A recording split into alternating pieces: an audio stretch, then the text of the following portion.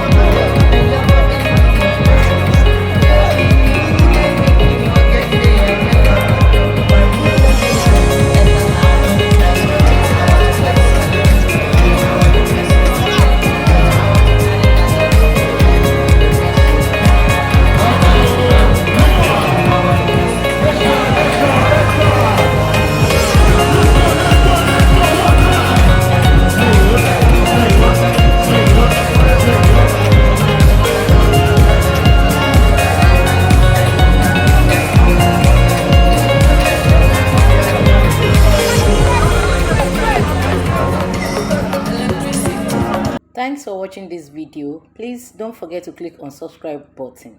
Kindly comment and share. We drop new videos daily. Thank you. God bless you.